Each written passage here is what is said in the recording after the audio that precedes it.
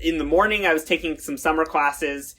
After that, I would go and I would work, at my job at the 3D printing lab until dinner time-ish. Go home, make some dinner, and I would come back from the lab from 8 p.m. until 2 a.m. and do it all over again. Hello there, Internet. My name is Adam Fosnot. I'm a mechanical engineer, and I have been working with 3D printers of all shapes and sizes for over 7 years. I've worked with machines from under $200 to over $200,000, and I have learned so much in the process. One thing I noticed is that a 3D printer tends to be judged on two extremes, one being a press release where everything is shiny and perfect, and the other being a YouTube review where a lot of times every product gets criticized. Another insight is that there tend to be two worlds in 3D printing, one being the industrial space and the other the hobby space, and those two worlds rarely talk to each other. This podcast breaks down those barriers to have a transparent, no BS conversation about the world of 3D printing and technology. I'm so happy to have you on board. Let's get started. So let's kick things off. Why don't you just introduce yourself, and I would just invite you to share something outside of 3D printing about yourself, and we'll spend the rest of the episode just talking 3D printing. Great. I'm Evan Weinstein. I am the founder and CEO of Cocoa Press. We are creating a 3D printer that prints chocolate. And something outside of 3D printing that I like, this is something I'm struggling with right now, because 3D printing went from my hobby to my job. So currently one of my hobbies is tool-changing 3D printers that I'm starting to play around with. Something unrelated to 3D printing that I like doing, that I haven't done in a while, is woodworking. I really like turning bowls on the lathe, and I'm starting to get into cooking a little bit, which is kind of fun. You would think that cooking and chocolate 3D printing would be close enough related where you could really get into it. Yeah, but one thing that's nice about cooking is I can do it from my apartment, whereas playing with tool changers I still generally do from my office, and I don't always want to go into my office on a Sunday afternoon, but I always have my kitchen right next to me. So that's what I'm trying here. Yeah. to get into cooking. I made a beef Wellington, which is really great. That sounds delicious. Yeah. I love cooking too. I've never made a beef Wellington. But over the past few years I've slowly been trying to perfect a pizza recipe. So I make pizza every single week, make the crust from scratch. I haven't made sauce yet, but I can share that with you. That's super cool. The beef Wellington, I made it with my girlfriend on Valentine's Day, and it was surprisingly not as hard as I would have expected. I've been watching Hell's Kitchen just constantly. They always mess up beef Wellingtons, and I'm not as picky as Gordon Ramsay, I think, is really why it turned out. I thought it turned out well. I'm pretty sure nobody is. That's kind of his thing. But getting more into the 3D printing, how did you first get started with Cocoa Press, and why chocolate of any material? So I started working on Cocoa Press my senior year of high school. Actually, it was an intro to engineering class, and I thought I could make anything. And so I was looking around at all the other projects. None of them really were calling out to me. There were some cool projects, but I was sitting in class one day saying, if I could make anything in the world, what do I want to make? And I said, a 3D printer. And so I went to my teacher and I said, I want to make a 3D printer. And we were fortunate enough to have one at that point, MakerBot Replicator 2. And he pointed out and he goes, no, that's boring. We already have one right there. Try something cooler. Or try something that I can't already go and buy at some store. And for some reason, I thought chocolate would be another material similar to plastic that I could print. And it's taken me, over half a decade to realize, no, chocolate is really hard. So this project that was supposed to be one semester turned into 1 year during high school, and then turned into a hobby project while I was at college. While I was in college, I went to the University of Pennsylvania. I studied mechanical engineering and ended up bringing it to a maker fair after redoing a whole bunch of the printer and the extruder and electronics. And this was the prototype that I brought to Maker Faire. It's sitting right behind me here. And that was really exciting. So bringing it to Maker Faire, it was a 90-degree day in September in New York, which was not ideal. But just people were interested in it. And it just put the thought in the back of my head of people actually want to buy this. So that kind of started me on my path towards making CocoPress into a company. That's awesome. It's so funny you mention Maker Faire because I think last time we connected, I told you that I thought I was at that Maker Faire. And I was just talking to my wife yesterday and she was like, "Oh, the chocolate printer. We saw that at Maker Faire." So it's been confirmed. That's amazing. You and I were at the same World Maker Faire in New York City, probably in 2017, 2018? Yeah. I believe I brought it there both of those years. Okay. Gotcha. Yeah. Yeah. I was in the Future of Food area in 2017. Right across from the pancake printer, which was really great. Yeah. So you were still in school at the time? Or had you just graduated? No, I graduated in 2019. So I think it was right after my junior year. I worked on this printer in a 20 square foot space in the corner of the 3D printing lab at Penn. And I worked in the morning. I was taking some summer classes. After that I would go and I would work my job at the 3D printing lab until dinner time-ish, go home, make some dinner, and I would come back from the lab from 8 p.m. until 2 a.m. and do it all over again. I became good friends with the overnight security guard at my building, which was great. I'd bring her back all of the chocolate that I'd failed to print that day. Nice. So you're working like crazy on this passion project. Everyone loves it at World Maker Faire in New York City. And then what happens next? Do you graduate and then start it? Is there a transition period? Did you get a job first? Tell us about that. So after that Maker Faire in 2017, I think I won 3 Editor's Choice Awards. It was so cool. I met a couple of people who I had always kind of looked up to in the 3D printing of food space, and just really cool people at that Maker Faire. But it was the beginning of school. It was a month into school. I had been working on this printer up until the last second, the last second before the fair. And I was behind on a full month worth of a junior year mechanical engineering schedule of work. So I put the printer away. I said, I'm not touching this thing again. And I'd done that, 3 times before. So I knew I knew I wasn't actually putting it away. It turns out, sure enough, someone asked me to present it in Philadelphia. It ended up being 4 blocks from my apartment in January of 2018. Okay. So I did it. And I was the only non-startup in that panel. I was a little bit out of place there. But that was another incredible event. It was a Philadelphia Maker Meetup that I really hope continue after the pandemic. So fast forward, I still put it away again after that. And going into my senior year at Penn, I brought it up to my senior design team as a potential project. And that ended up being the project that we chose. So there were 6 mechanical engineers working on that project for the whole year. We redid it from the ground up. It turned from the wood prototype that's behind me to the sheet metal one that's right next to it.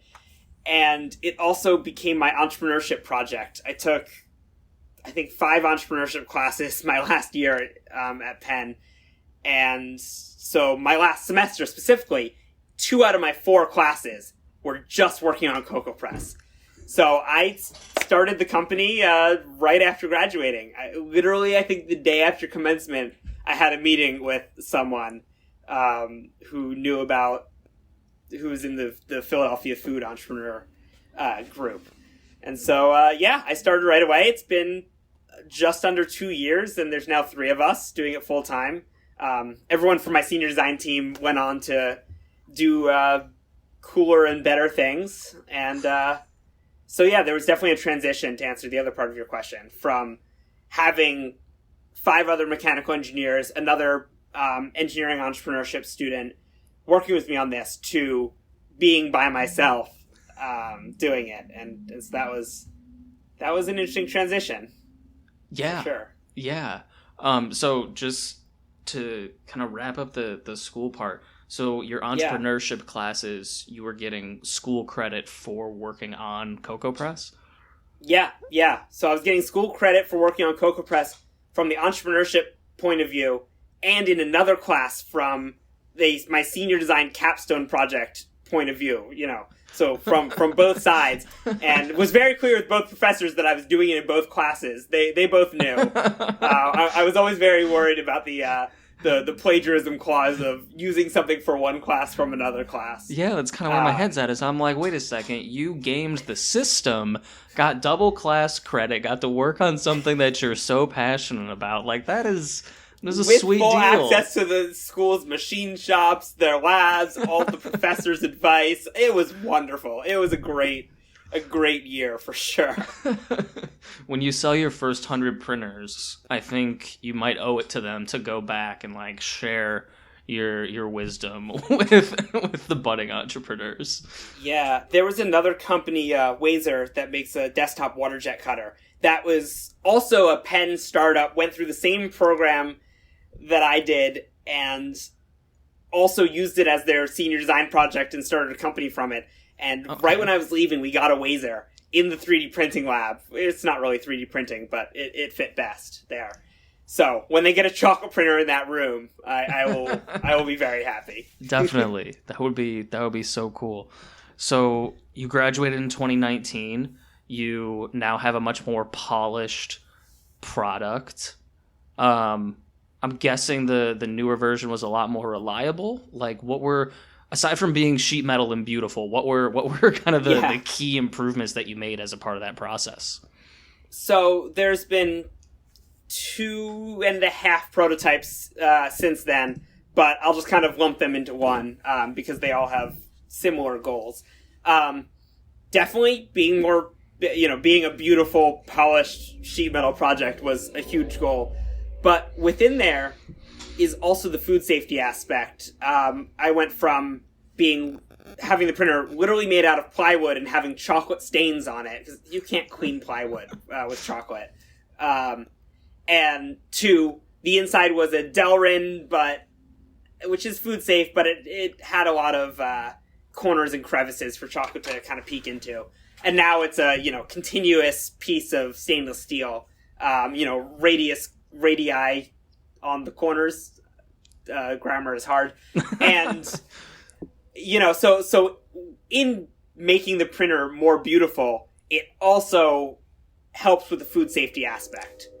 So that was huge. And another thing that kind of goes along with that is just designed for manufacturing, so that I could go from a printer that took, a full year to build and assemble, to one that took, maybe 3 months with a lot of hand filing and sanding, to something that ideally could be put together in 5 hours.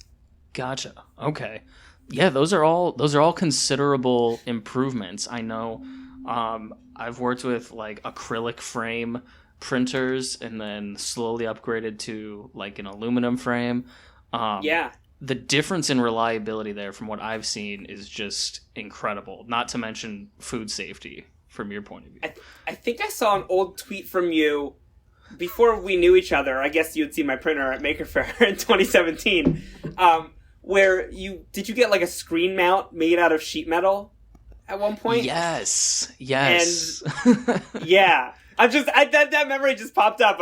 That's probably around the time I kind of found out about you. Was that tweet? That was a huge moment for me personally, because like I had ordered the first set of sheet metal samples, and I had my 3D printed one that I'd been using for like 6 months, and I was able to compare it right next to my sheet metal design that was made halfway around the world. It was very special to me. So thank you for reminding me. Hey there, it's Adam. If you're enjoying this video, could you go ahead and tap the like button? It's totally free for you, and through the magic of internet algorithms, it will help more people see the podcast. Thanks. I mean, there's nothing more fun than watching a design come to life, and 3D printing it is incredible. But there's something about sheet metal, or just any process that I'm less familiar with, or that I didn't do myself, where someone sends me something that I designed, that's really special and really cool. And, even though I've already opened 2 sets of my sheet metal parts, I'm pretty excited to get 5 more sets of them on Thursday or Friday of this week. I know exactly what they look like, but it's still fun. I couldn't agree more, and I think that's a testament to our equal nerdiness here, where I got sheet metal samples from multiple suppliers, and I'm looking at like the surface finishes and which features are threaded and not threaded, and I'm like, oh, this is just a beautiful piece of sheet metal. Yeah. Oh yeah, the surface finish on our newest prototypes is really cool. It's a little more textured than the older ones that were a little bit glossier, and I don't know, I like it. It makes it look a little bit more refined, even though it's the same material. Yeah. So looping right back to kind of the progress of CocoaPress, you make all these improvements. It's more food safe now.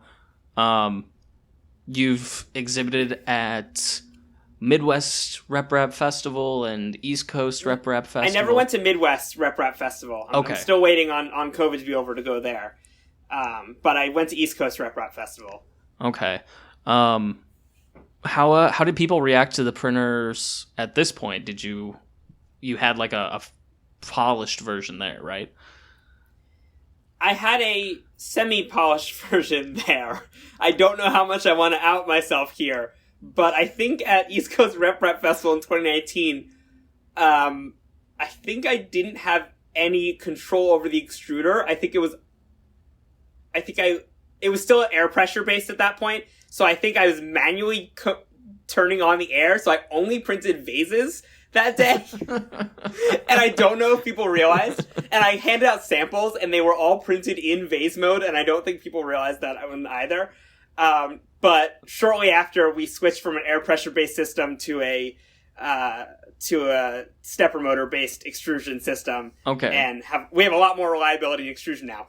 That's just my reaction to you saying it was a polished version, because it certainly looked polished, but oh man, did that thing not work that well. At the time, I think you can confidently say that it was polished.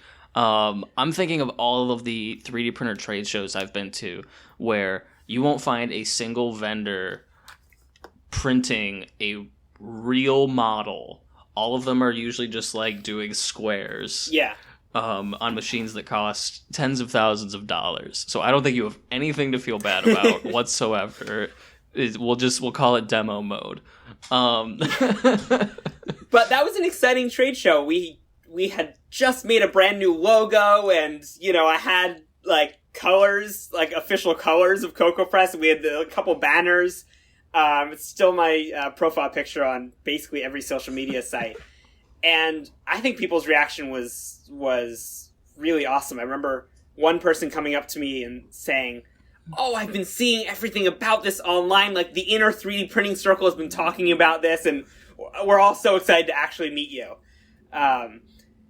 Yeah, that event was the single best event I've ever been to. East Coast Rep Rap Festival in 2019. Gotcha. That's so cool. Yeah, I didn't know there was people. Keep going. I'm sorry. I was just going to say I met so many people that day that I'm so glad that I've met. Everyone from just cool people to talk to and hang out with, to suppliers, to people who are interested in buying them. And especially with a pandemic, the next year, obviously I had no idea that was going to be my last trade show for a long time. That just made it even more valuable to kind of lean on those contacts that I made that day. Absolutely. We'll get back to it someday, eventually. But in the meantime, we have these video chats. Sure. So it's well received at every event you go to. You've been working on it for 4 or 5 years now. What happened between that Rep Festival and launching the product? So at that point, it was still just me working on CocoaPress. That was the first event I ever did by myself. Usually I convinced a few friends to come up and help me at Maker Faire, or my girlfriend used to help me drag it to whoever wanted to see it. I was bringing this thing back and forth from the 3D printing lab to my apartment. I worked on it out of my bedroom for a long time. As a side note, I didn't have a cooling system at one point, and I just turned the air conditioning down in my bedroom to 60 degrees, which was hilarious, and had the compressor outside in the living room of that apartment because it was too loud.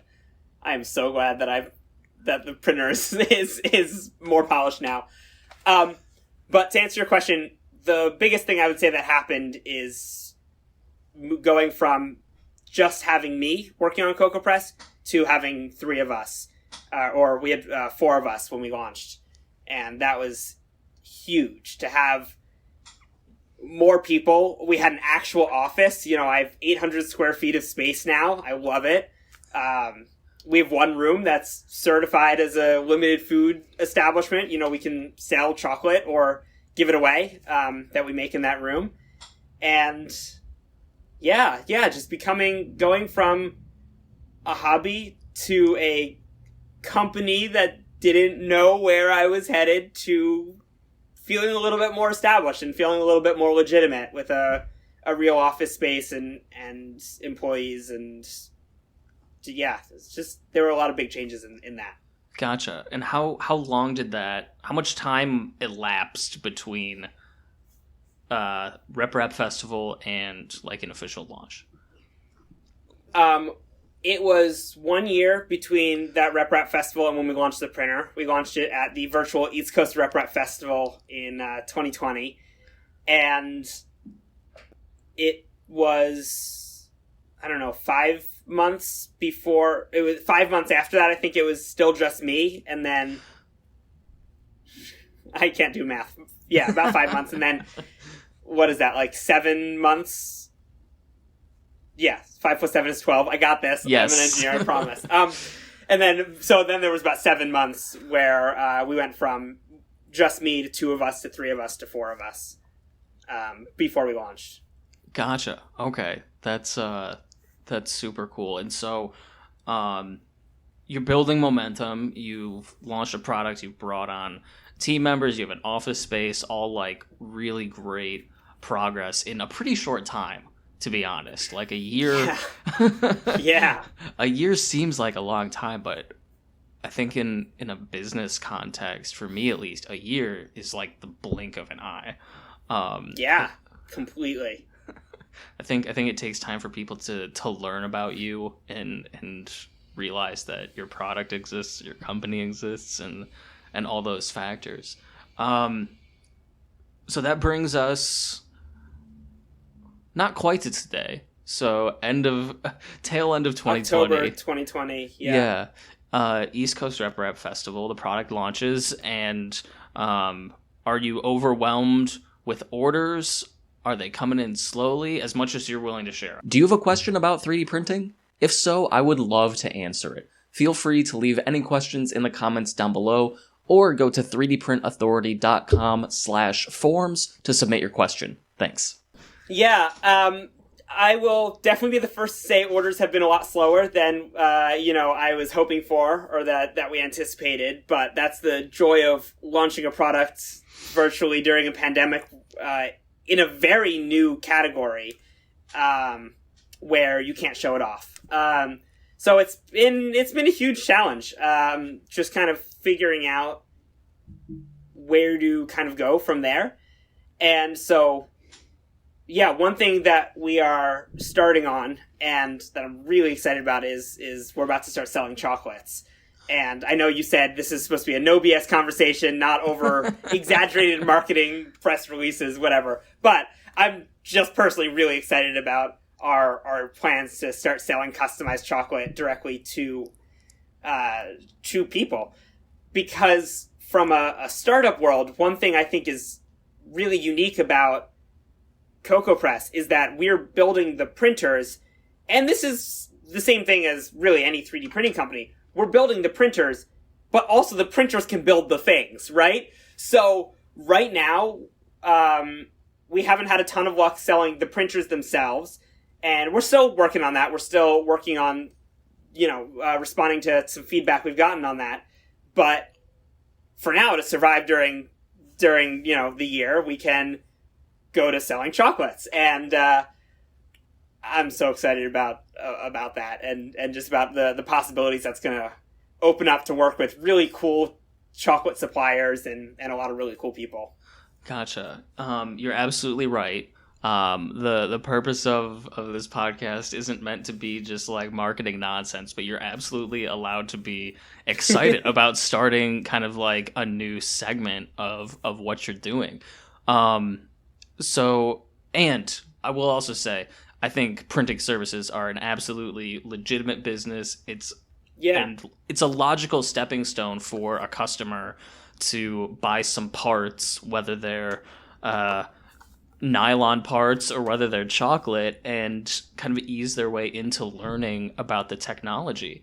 And I think that's especially true when you're in such a new niche category like you are. So I think it's a brilliant idea. If my opinion's important in any way, but I appreciate it. I think it's a great idea. So when you're trying to sell chocolates, you mentioned working with different chocolate suppliers. Are you trying to sell mostly to people at home? Are you going to be designing the chocolates and selling your own designs? Do you want to sell other people's designs? I'm sure you're still figuring a lot of this out. Yeah. We're definitely still figuring a lot of this out, so don't hold me to anything I say, but say here. But our current plan is to do a couple things at once. One is I want to go direct to consumer. I want, Adam to be able to go online and say it is, someone's birthday and write, happy birthday, Greg, and get custom chocolates that say happy birthday, Greg on them. Or, say, oh, I want, the Power Belt logo on some chocolates and I want to start shipping those with orders. And that type of stuff really excites me because you can't do that easily right now in the chocolate world. And so where 3D printing, I think, excels is adding this layer of customization and this layer of personalization. And with food, it just goes one step further because it's even harder to do that than it is. Well, I don't know. Harder is a relative term, but it's not simple currently to do that. And yeah, so that's one thing I'm excited about. And then as events start returning, I really want to work with people planning cool events on how to, take the desserts to the next level and same sort of thing. Just personalize it and really tailor it towards the event and towards the event space. I think the next year in events is going to be huge once the pandemic is over. I just think, you're going to have twice the number of weddings. You're going to have all of this crazy stuff. And so I'm looking forward to that. Yeah. I love everything about what you just said. Power Belt logos sounds delicious. And you can take this as much as you'd like because ideas are a dime a dozen. Execution is where it's at. But weddings, man, people go nuts for weddings. I'm imagining some beautiful, elaborate, custom 3D printed chocolate with their names on it. People would go nuts for that, maybe. But yeah. I think so. I think once weddings come back in person and it's safe to do that, I'm looking forward to connecting with some wedding planners to hear their thoughts. Definitely. So I don't want to have this whole conversation without getting a little bit technical. And so I'm here for it. As you've been developing this over so many years, what are some of the biggest challenges you find with printing chocolate? So chocolate is a weird material, which I know people tried to tell me when I started, but I didn't listen. And specifically, it has. I'm not a material scientist, so I'm gonna do my best here. But it has a crystal structure in it, and so there are, I want to say, 6 crystallization stages of chocolate, depending on what temperatures the crystal's formed at. So to get the one you want, which is the type 5 crystals, you go through a tempering process. So you heat up the chocolate a lot, melt all the crystals, and then you slowly cool it back down while adding chocolate that already has some of these crystals that you want to seed it so that it forms the right crystal structure. And feel free to stop me if I'm being too technical here, but... No, I love it. Keep going. Okay, great. So then this is the hardest challenge we've faced just overall. So then we solidify the chocolate into our cartridge shape. They look like big crayons or something. And the printer is able to reheat it over the course of a half hour in kind of a preheating cycle, where it softens the chocolate without fully melting it, so that once we extrude it, we haven't ruined the crystal structure, so that it reforms the crystals immediately upon extruding it. So that's a huge difference between plastic printing and chocolate printing, because we are heating up all of the chocolate at once that the print's going to use, instead of, obviously, a filament printer or most FFF style printers heat up the filament as it's being extruded and as it's printing. So that's definitely the biggest challenge, and kind of a little bit about how we solved it. And so from the beginning, I was literally going to CVS and buying Hershey bars and breaking up Hershey's bars and putting it in the printer, to now where we have some fancy chocolate tempering and pouring equipment, and we are doing kind of a combination of making those ourselves and working with some contract manufacturers to try to ramp up that production of our custom chocolate cartridges or custom chocolate crayons. Yeah. But I'd imagine they're larger. Like, roughly how big are they? They are about 7 inches tall. They have about 70 grams of chocolate in it, which I think is about 2 Hershey bars worth of chocolate. Or maybe 1.5. Don't remember off the top of my head. Sure. Okay. Yeah. Awesome. And then, so you're going to heat up the whole thing, and then I know you talked about compressed air earlier, but how do you actually extrude the level 5 melted chocolate? So we have a stepper motor that basically just pushes on the plunger to extrude it. And so when you combine that with our crazy precise heating mechanisms, we can heat plus or minus 1/10 of a degree Celsius, which is crucial for chocolate and something that I also didn't have in my earlier prototypes. So combined with that, we get a lot of precision with extruding, and it is much better than the air pressure system that was only on or off. Gotcha. Yeah.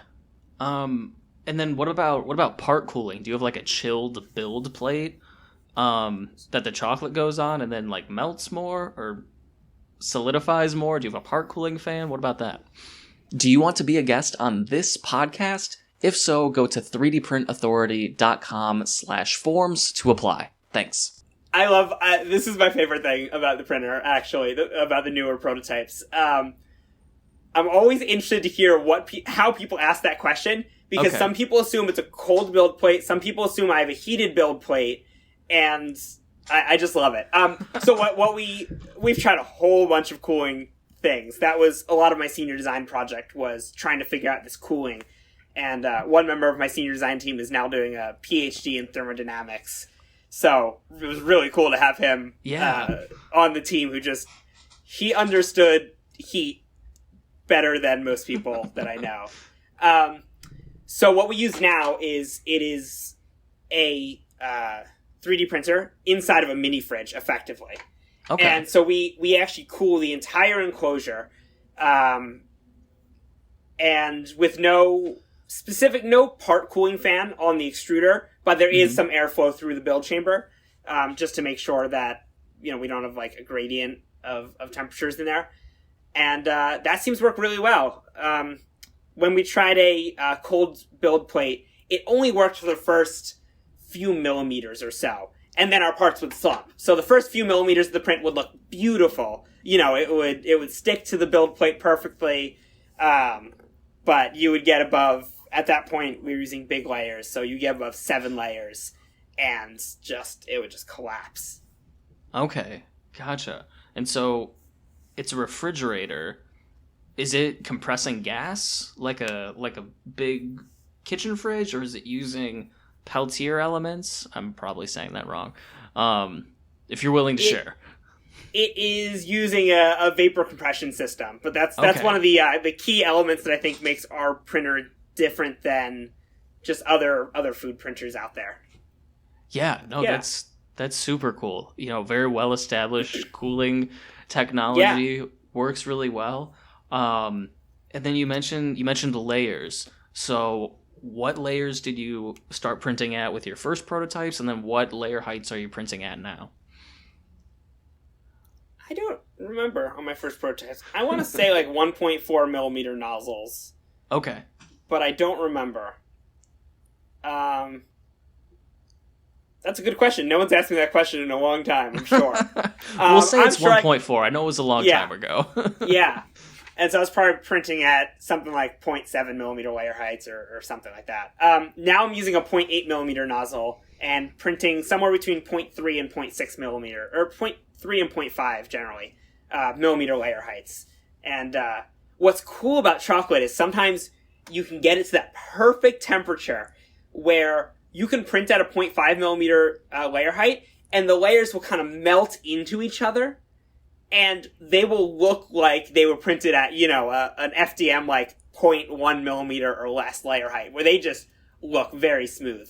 That's really tough to get. We normally get that by accident and not on purpose, but it's future goals for us to have a little bit more control so we can get that type of thing every time.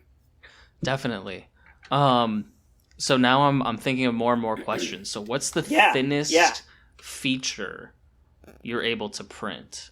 Because on most FDM printers, when you're using plastics, way different material, as we've learned. But you can usually go like 0.5 millimeter to 1 millimeter, kind of depending on the part requirements. So how thin can we go? I would say about the same. I mean, when we're doing like lettering, we're extruding at just one extrusion width, so 0.8 millimeters. So probably not anything smaller than that, actually. About whatever nozzle size we're using. We use Prusa Slicer, so we're using all the standard, our printer runs on Marlin, it's all open source, so we're using all the standard stuff, and it has no idea it's a chocolate printer, which is a lot of fun. Yeah, that's awesome. That was actually my next question, was software, so you're reading my mind here. I love it. I got you. Do you have a favorite model that you've printed so far? I mean, everyone loves Benchy. Well, maybe not everyone. I love Benchy. We got a beautiful white chocolate Benchy out a week or two ago, which was huge. Besides that, I mean, I love printing vases. It's just, people like vase mode because it's a short print, but it's tall and impressive, and it's the same thing in chocolate. So I think vases are my favorite thing to print. But I also like printing animals, like a dog or an octopus. Those are always a lot of fun as well. Yeah, I know everyone kind of has their own favorite demo models, and I know that somewhere there's a war on benchy lovers and benchy haters. I'm a benchy lover, and if you can eat the boat, you gotta, It's just that much better. Who doesn't want an edible benchy? I'd imagine the vases could make like some really cool dessert bowls if you were gonna put ice cream in it or something. But yeah, we have done that. We actually put ice cream in them before. The other one I don't know why I didn't mention, because I think people are always making fun of me because I talk about gyroid infill all the time. It is the tastiest infill of them all, which is not something that you generally associate with infills. But one thing we've had a lot of fun doing, to connect to what you're saying, is doing cool infills with no top layers, and then filling like each square of a grid infill with like a different filling. So like a yogurt or a raspberry filling, or or honey we did once, and that's a lot of fun too. I love playing with the infills a lot. Yeah, that's something that I wouldn't have thought of. Is typically the infill is not seen at all, or it's decorative on like some art piece, but it actually adds some function if you're thinking about it in terms of food. So to go for my my classic pitch moment here, I'm sure I've written this in some pitch for some entrepreneurship class, but the reasons that I think food 3D printing are really cool are because of the customization and personalization that I said before, but also you can make things that you can't make by hand. So companies spend a lot of money to figure out how to get like air bubbles into their chocolate, or how to get their chocolate really flaky, and just to figure out that like texture and mouthfeel of the chocolate. And with 3D printing, complexity is free. And so you can just print a gyroid infill in, it melts in your mouth in such a unique way, and it's as easy as changing a setting on Prusa Slicer which infill I want, for different kind of experiences while eating the food. So I think that that's one of the things that really excites me about chocolate 3D printing and just food 3D printing in general is the ability to make things that you just can't make by hand.